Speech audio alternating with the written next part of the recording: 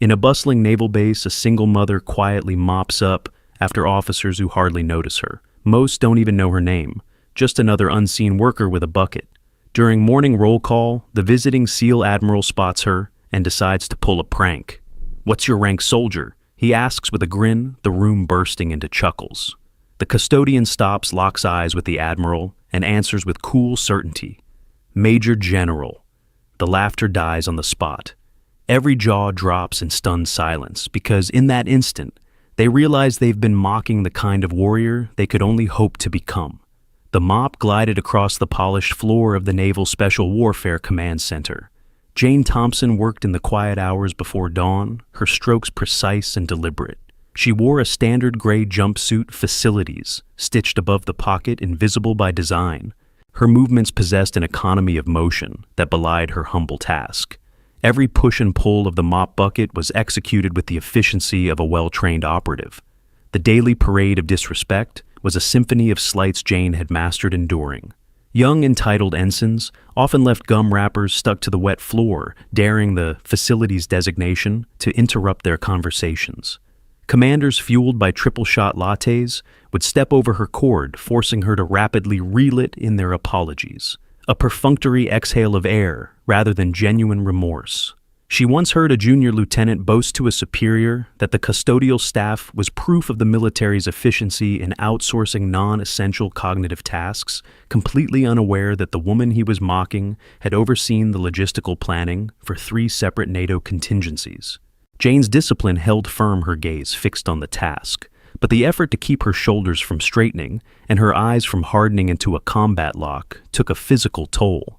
A constant low-grade internal fight against the instinct to demand the respect her rank had earned a lifetime ago.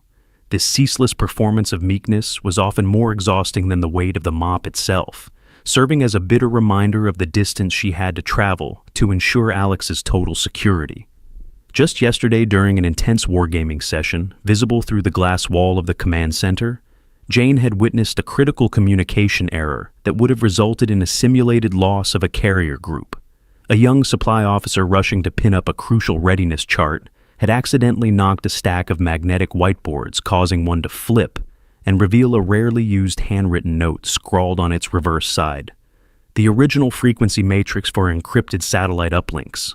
Recognizing the danger of the exposed classified information, Jane didn't rush or shout, which would have drawn attention.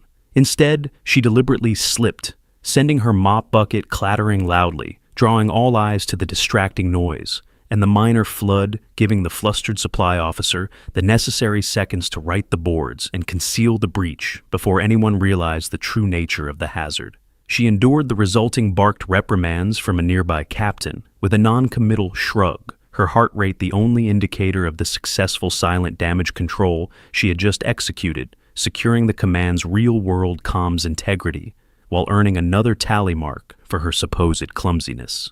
Later that morning, while Jane polished a glass trophy case, Lieutenant Ava Nelson approached. Nelson had noticed Jane's subtle cue earlier that helped a captain solve a tactical problem. On a map, Jane had casually tilted the map display, while wiping the glass, subtly indicating a forgotten elevation line. This small intuitive action went far beyond typical facility crew duties. "Mr. Thompson, right?" Nelson asked, reading the name tag. She paused, choosing her words carefully. "You have an unusual attention to detail for a cleaning technician." A cynical Master Chief Petty Officer named Hayes, who had been listening from the corridor, stepped into the conversation, his uniform crisp and his expression skeptical. Unusual attention to detail. Lieutenant, the man nearly drowned himself yesterday with a mop bucket. Hayes scoffed, gesturing dismissively towards Jane. "They're hired for manual labor, not problem solving. If he was anything more than a glorified towel folder, he wouldn't be working minimum wage under a facilities patch, simple as that. You're reading too much into a fluke." He paused, looking Jane up and down with open condescension, then addressed her directly. "Mr. Thompson, if you see a stray penny on the floor, do you pocket it or put it in the lost and found?" The calculated, demeaning question was designed to reinforce her low status and force a servile response. But Jane met his gaze, holding a deliberate, respectful silence that stretched the moment out, making the Master Chief profoundly uncomfortable before she finally murmured, "I leave it, Chief. The only thing of value I pick up is dust. Yes, ma'am, I prefer things tidy, Jane answered, maintaining her posture of practiced humility. You know, I served under a General Thompson early on. She was the ground commander for Operation Phoenix Red Terrain, like a chessboard. She vanished from the records about 15 years back. A complete vacuum. Nelson watched for any flicker of recognition in Jane's eyes. Jane's hand paused half a second before circling again, cleaning the exact spot Nelson was looking at. Common name, ma'am. The military is full of Thompsons. The effort to keep her face a neutral mask was almost unbearable, a physical strain that tightened the muscles in her neck and shoulders. Just the name, Valkyrie of the Desert, triggered a cascade of memories, the dry heat of the Arabian Peninsula, the grit of sand lodging under her fingernails, the unique high-pitched thwack of rotor blades signaling imminent contact. She fought the urge to check the invisible weight of the sidearm she hadn't carried in 15 years, a phantom limb that constantly reminded her of the capability she intentionally dulled. Whenever a sudden loud noise occurred on base, Jane had to consciously slow her reaction, time by half a second, ensuring she didn't instantly drop into a defensive crouch or analyze the optimal lines of fire instincts honed over decades of combat leadership that were now liabilities in her domestic shield. The faint white lines on her wrist felt hot under Nelson's scrutiny, and Jane moved her arm subtly, a gesture meant to alleviate the psychological itch of the empty skin, where her 4 stars and command pin had rested the ghost marks demanding to be seen. Not for a hero with those kinds of ribbons, Nelson countered, observing the faint, almost invisible white lines on Jane's wrist, the ghost marks of where a watch strap and perhaps certain military insignia once rested. They called her the Valkyrie of the Desert. That evening, Jane returned to the plain brick apartment she called home. The interior was sparse, functional, and organized with military precision. Her son, Alex, sat buried in quantum physics textbooks, the pursuit of complex knowledge a way to fill the silence left by his absent parent. Need family military history for an assignment? Alex said, looking up, frustration evident in his voice. Dr. Chen said, I need to discuss a parent's service record for context. Alex's frustration wasn't just about an unfinished assignment. It was a deeper, corrosive anger born from a perceived void in their shared history.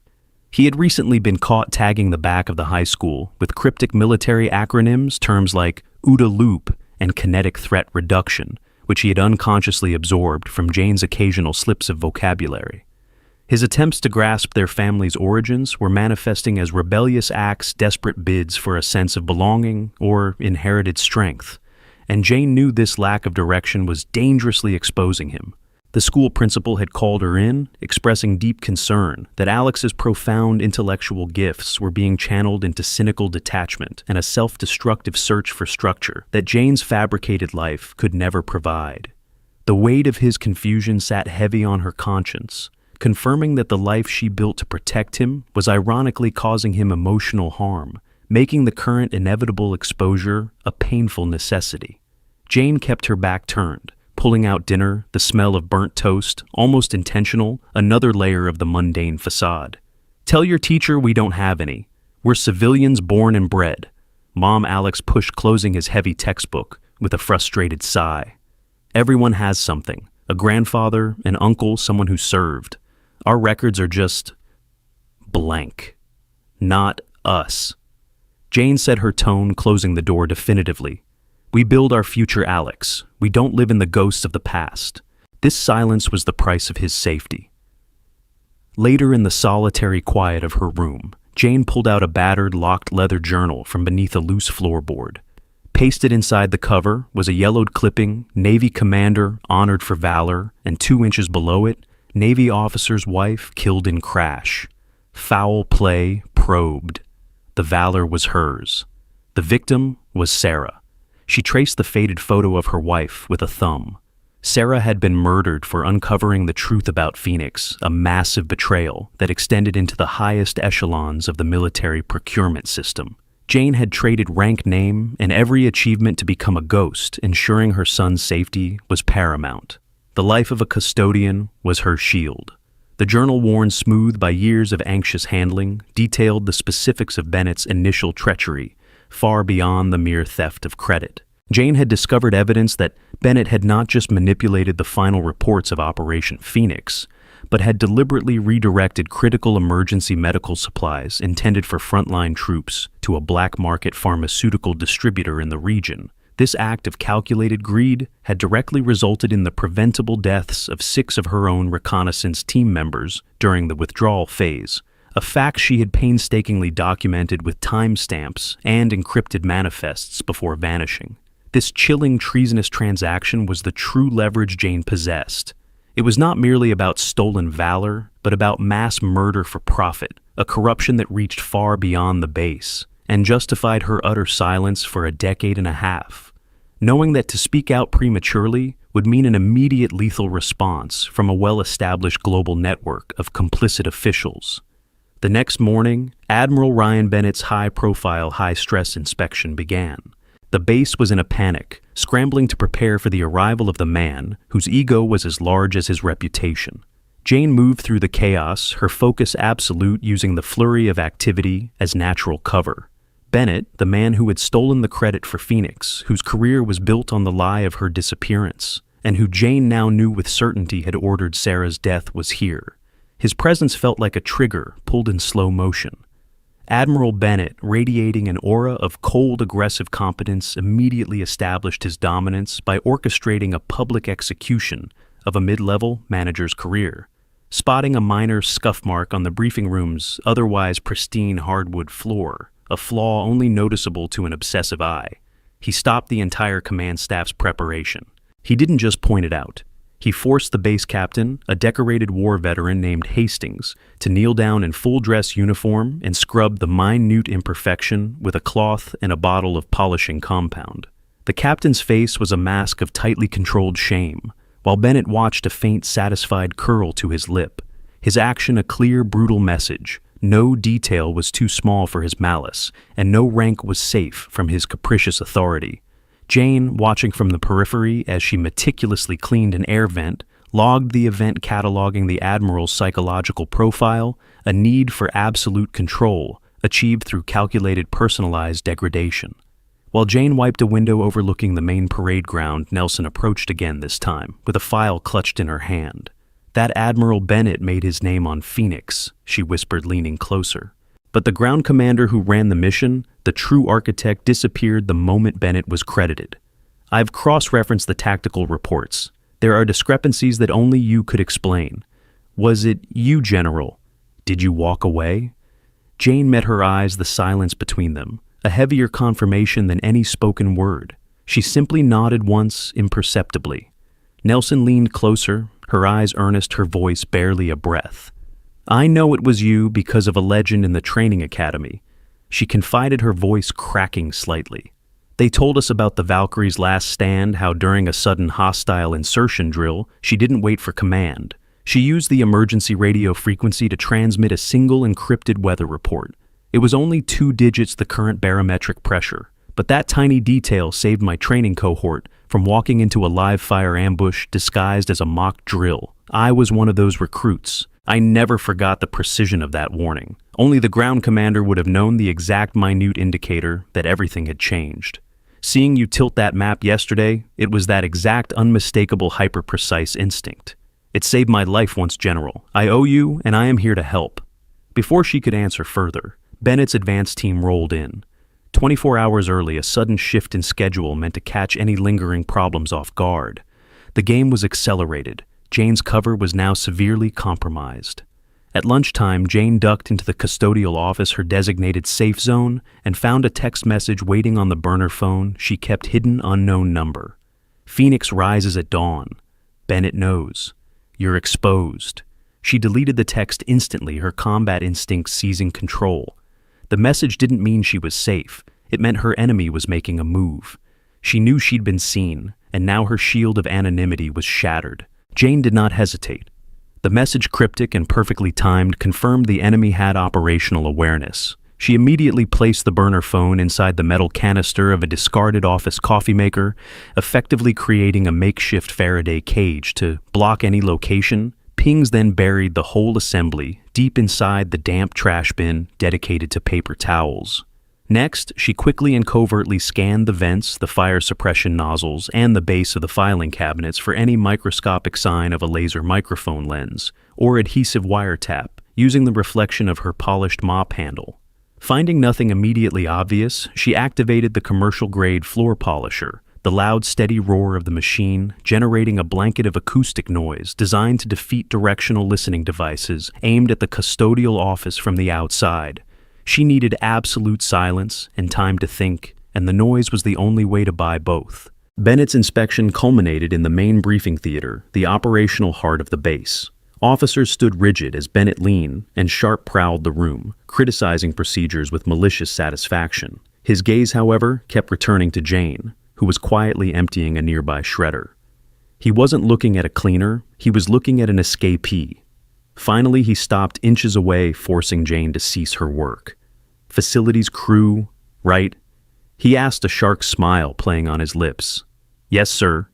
Jane answered, her voice even the textbook humble response of a low-ranking civilian. Hard to believe, Mr. Thompson Bennett purred deliberately, using the wrong title, the slight a clear signal of contempt and veiled recognition.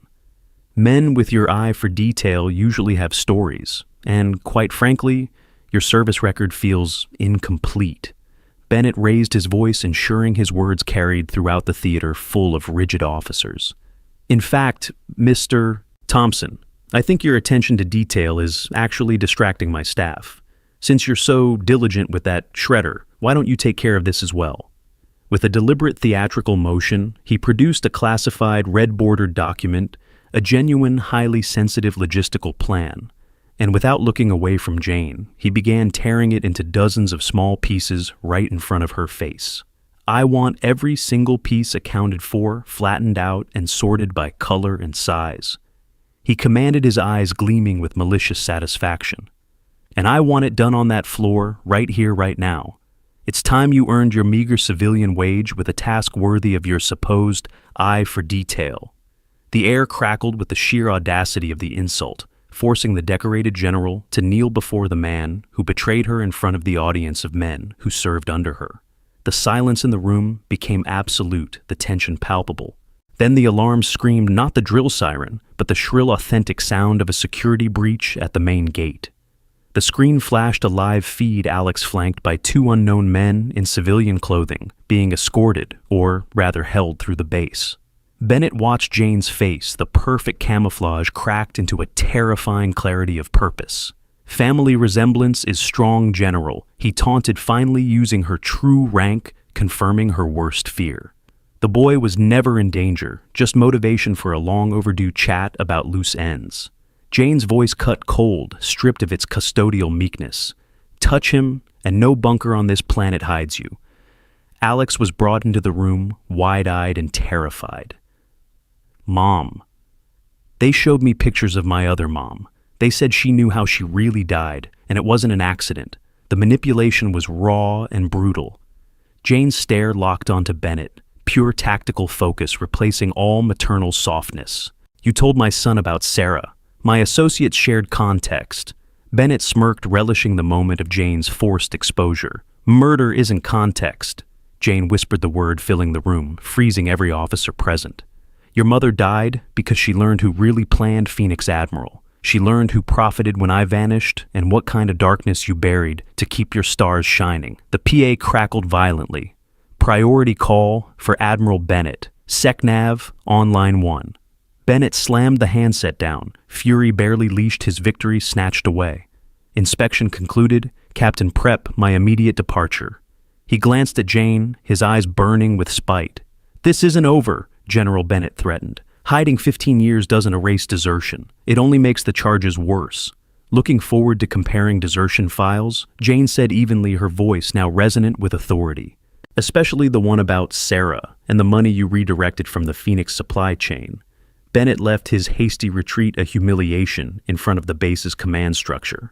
20 minutes later, in Captain Reed's secluded office, Jane explained everything: the brilliant, successful Phoenix operation. She led Bennett's theft of credit, the ensuing cover-up, Sarah's murder, and Jane's 15 years as a ghost, a choice made to protect her son from a lethal enemy she couldn't yet fight openly.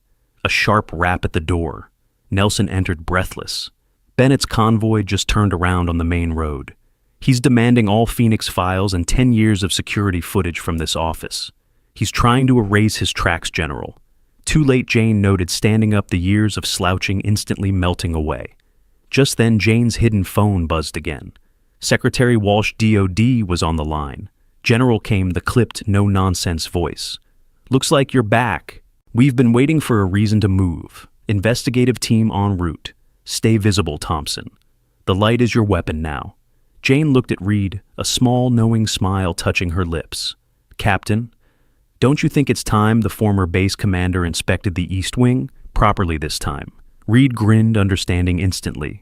"Outstanding idea, General. Lieutenant Nelson formal uniform and display case 3 should fit perfectly." The process of donning the dress blues was a sacred, deliberate rite of passage, shedding the skin of 15 years of self-imposed oblivion. Jane removed the gray jumpsuit, its fabric smelling faintly of industrial disinfectant and stale coffee, and it dropped to the floor, instantly transforming into a discarded husk. The uniform, immaculately preserved in its display case as if waiting for this exact moment, felt heavy and familiar, its wool fibers a comforting weight that recalled her true identity.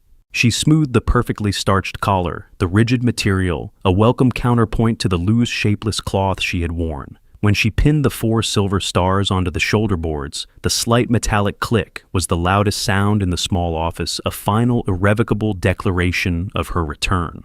The reflection staring back was no longer a civilian ghost, but a major general with eyes that were cold clear and focused, the years of pain hardening into an unyielding resolve that resonated with command authority. Moments later, Jane Thompson walked back into the East Wing in crisply pressed dress blues, her major general stars gleaming under the harsh fluorescent lights. The custodial jumpsuit was gone, the slouch was gone. Command presence filled the space, a palpable force that demanded respect. Every spine snapped straight by reflex, recognizing the true power in the room. Bennett was utterly stunned, his jaw slack. Admiral Jane greeted her, voice carrying across the entire room, sharp and unmistakable. "Do you have any further questions about my employment status?" Before Bennett could manage a furious reply, DOD, Inspector General agents poured into the room from every entrance. "Admiral Ryan Bennett, we are the DOD Inspector General. This facility is secured pending a misconduct probe regarding Operation Phoenix and subsequent events, including the murder of Sarah Thompson. Thompson's the breach. She's the one who deserted Bennett." Rage pointing at Jane. "Major General Thompson's status is separate and currently reinstated under the Secretary's direct order," the lead agent said, handing Bennett a document. "You, sir, are ordered to DC for immediate questioning on Sarah Thompson's death and extensive record tampering." As the agents began the painful process of escorting Admiral Bennett, stripped of his authority and dignity, their eyes briefly locked across the room.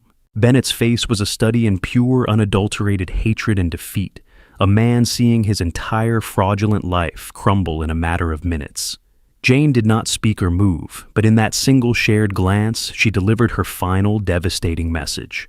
Her expression was not one of triumph or gloating, but of absolute, implacable justice. She subtly moved her thumb across the polished surface of her 4 stars, a silent, pointed gesture that meant, "I had the evidence, I had the patience, and I won." It was the quietest, most powerful act of closure, a non-verbal affirmation that the ghost he created had just buried him, and the chilling finality of it extinguished the last flicker of rage and defiance in Bennett's defeated eyes. Jane found Alex waiting outside the briefing room. He saw the uniform, the stars, the power, and unwavering honor she had hidden for so long. "It's really you, Alex," whispered, eyes wide with a mix of awe and terror, "and Mom was murdered. They lied about the crash." To silence her truth, Jane confirmed, putting a protective hand on his shoulder. "They thought by burying me in a uniform of invisibility you were safe, that they'd won. And now truth has teeth," Alex Jane said. "And we will ensure justice is served."